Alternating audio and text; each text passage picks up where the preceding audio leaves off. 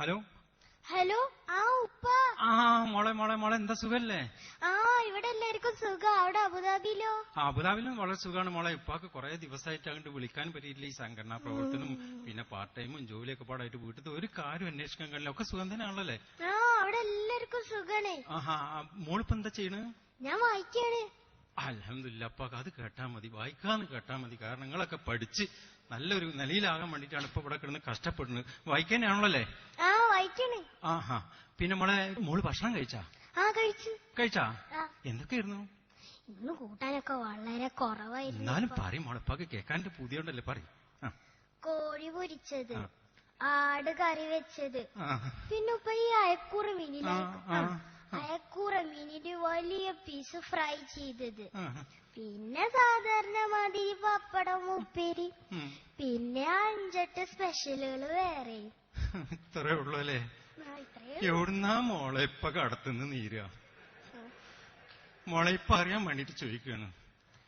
എന്തിനാ മോളെ ഈ ഇറച്ചിയും മീനും കോഴിയും ഇതെല്ലാം കൂടി? ഏതെങ്കിലും ഒന്ന് പോരെ ഒരു നേരത്തിന്?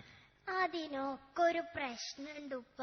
ആടില്ലാതെ കാക്കാക്ക് പറ്റൂല, കോഴിയില്ലാതെ താത്താക്ക് പറ്റൂല, മീനില്ലാതെ എനിക്കും പറ്റൂല, ഇത് മൂന്നുമില്ലാതെ ഉമ്മാക്കും പറ്റൂല.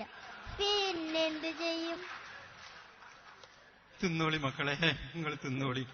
നിങ്ങൾ തിന്നാൻ വേണ്ടിയിട്ടാണല്ലോ ബാപ്പ ഇവിടെ കിടന്ന് കഷ്ടപ്പെടുന്നത്. ഈ നല്ല ജാതി തീറ്റ തിന്നല്ലേ മക്കളെ. ഉപ്പ ഭക്ഷണം കഴിച്ചോ? ഇപ്പൊക്കെ ഭക്ഷണം കഴിച്ചു.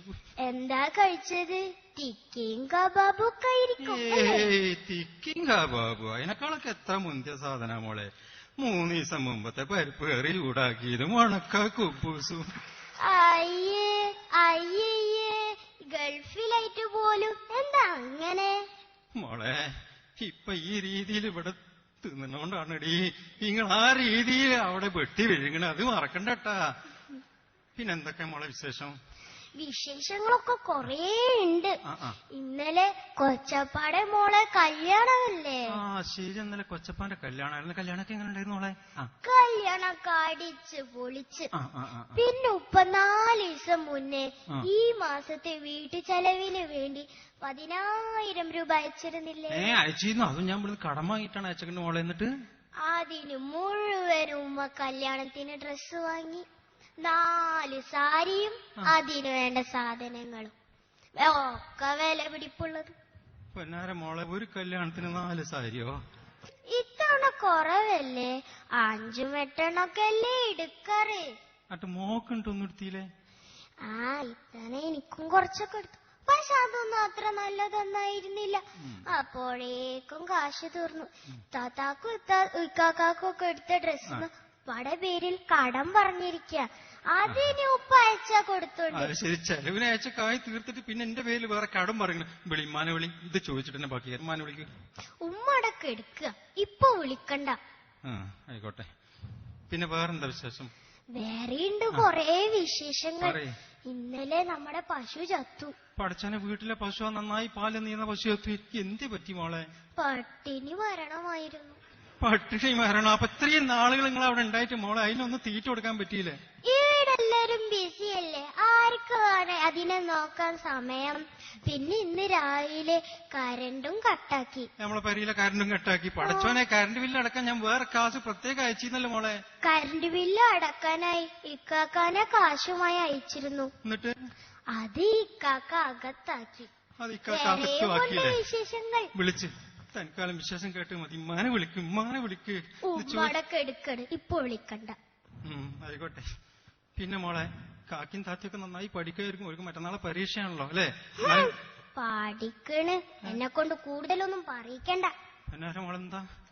അവരുടെ പോക്കൊന്നും അത്ര ശരിയല്ല ഉപ്പ. എന്താ മോളെ? താത്ത എവിടെ? താത്തനെന്ന് വിളിച്ചാ? താത്തയുടെ ഡോറും പൂട്ടി കൊറേ നേരെ ഫോൺ വിളിക്കാൻ തുടങ്ങിട്ട് ആരും അങ്ങോട്ട് അയക്കുന്നില്ല. ഡോറും പൂട്ടി ഫോൺ ചെയ്തുകൊണ്ടിരിക്കുക. ഉപ്പ ഇത്താത്താക്ക് സ്വന്തമായി ഒരു മൊബൈൽ ഫോൺ അയച്ചിരുന്നില്ലേ? അതിലേക്കൊരു മിസ് കോള് വന്നതാ. പിന്നെ വിളിയോട് വിളി. അതെന്തായാലും കൂട്ടുകാരികൾക്കായിരിക്കും മോളെ. കൂട്ടുകാരി എന്തായാലും ഒരു കാര്യം ഉറപ്പാ, അതത്ര നല്ല വിളിയൊന്നുമല്ല. പഠിച്ചറപ്പേ, ഉപകാരമായി തീർന്നോടത്ത് എഴുതി കൊടുത്തയച്ചു. മൊബൈൽ ഫോൺ ഉപദ്രവമായ മോളെ. കാക്കയുടെ കാക്കനെ ഒന്ന് വിളിച്ചാ ഫോനും മറ്റന്നാളെ പരീക്ഷ തുടങ്ങല്ലേ. കാക്ക നമ്മുടെ ബൈക്ക് എടുത്ത് ഫ്രണ്ട്സിനോടൊപ്പം ബീച്ചിലേക്ക് ചെത്താൻ പോയിട്ടുണ്ട്. കുപ്പിയും ഗ്ലാസും ഒക്കെ ഉണ്ട് കൂടെ. ഇനി ഇന്ന് എത്തണ പ്രശ്നമില്ല, നാളെ തന്നെ എത്തുമെന്ന് പഠിച്ചോന്നറിയാം. നിങ്ങളെ പറഞ്ഞിട്ട് കാര്യമില്ല. ഇതിനൊക്കെ ഞാൻ വിശ്വസിച്ചിന്റെ പെരിയിൽ ഒരുത്തിനെ ഏൽപ്പിച്ചിട്ടുണ്ടല്ലോ നിങ്ങളമ്മ. ഇമ്മാക്ക് ബോധമില്ലാതെ പോയല്ലോ എന്റെ റബ്ബേ. നിങ്ങൾ അങ്ങനെ ഉമ്മാനെ പറ്റിയിട്ട് ഓരോന്ന് പറയരുത്. നിങ്ങൾക്ക് അങ്ങനത്തെ ഒരു സ്വഭാവം പതിവാ. അത് ഇന്ന് എന്നെ മാറ്റണം. നിങ്ങൾ എന്നും പറയൂലേ ഉമ്മാക്ക് ഒരു കാര്യത്തിലും ശ്രദ്ധയില്ലാന്ന്. എന്നാ കേട്ടോ, ഉമ്മാക്ക് ഒരു കാര്യത്തില് ഭയങ്കര ബോധാണേ. ഒരു കാര്യത്തില് ബോധം? ഏത് കാര്യത്തില് മോളെ? സീരിയൽ കാര്യത്തില്. ഒന്നും മുടക്കാറില്ല. സുബൈ കള്ളാക്കി അതിന്റെ മുന്നിൽ പോയിരിക്കും. പിന്നെ മഗ്‌രിബും കള്ളാക്കിയേ ഇന്റർവെല്ലുള്ളൂ. വിളിച്ചേ ഇനി നിർത്തിയിട്ട് കാര്യമില്ല. ഉമ്മാനോട് വിളിച്ചാ? ഉമ്മാനെ വിളിക്കാനാ പറഞ്ഞത്. ഉമ്മാനിപ്പോ വിളിക്കണ്ട. മോൾ ടി വി കാണാറുണ്ടോ? ഞാൻ ഉറപ്പല്ലേ? ഞാനൊക്കെ കുറച്ചേ കാണാൻ. ഏറെ ദിവസത്തില് 4-5 മണിക്കൂർ. പൊന്നാര മോളെ, ഞാനോട് പല തവണ വന്ന് ടി വി കാണുകയാണെങ്കിൽ ലോകവിവരം അറിയാൻ വേണ്ടിയിട്ട് വാർത്ത മാത്രം കണ്ടാ മതി എന്നിട്ടാ. വാർത്ത? അതെന്താ ഉപ്പ, അങ്ങനത്തെ ഒന്ന് ടി വിയിലുണ്ടോ? അത് ശരി. ഇപ്പൊ ഇതാണ് അവസ്ഥ അല്ലേ. ആട്ടെ, ഞാൻ ഫോൺ ചെയ്തപ്പോ മോള് വായിക്കണെന്നാണല്ലോ പറഞ്ഞത്. വായിക്കണേ. മാത്സ് അല്ലേ വായിക്കണത്? അതാണല്ലോ എനിക്ക് കുറച്ച് ടഫ് ഉണ്ടായിരുന്നു. മാത്സ് അല്ലേ? മാത്സ് ഒന്നല്ല, അതിനേക്കാളും ഇമ്പോർട്ടന്റ് ആയതാ. അതിനേക്കാളും? എന്നാ പിന്നെ സയൻസ് ആയിരിക്കും അല്ലേ? സയൻസ് ഒന്നല്ല, അതിനേക്കാട്ടും ഇമ്പോർട്ടന്റ്. അതിനേക്കാളും ഇമ്പോർട്ടന്റ് എന്ന് പറഞ്ഞാൽ പിന്നെ ഏതാ പോലെ? പൈങ്കിളിക്കഥകൾ.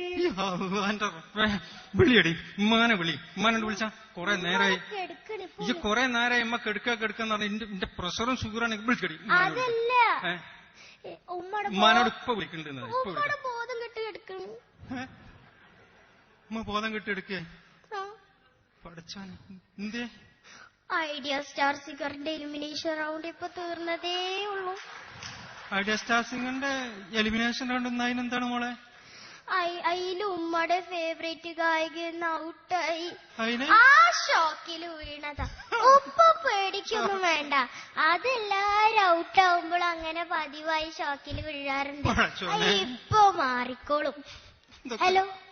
ഹലോ ഉപ്പാടാ ബോധവും പോയിന്നാ തോന്നണേ. ഏതാ ഞാൻ പോയിട്ട്. പ്രവാസി, നീ ശരിക്കും ഒരു പ്രയാസി തന്നെ.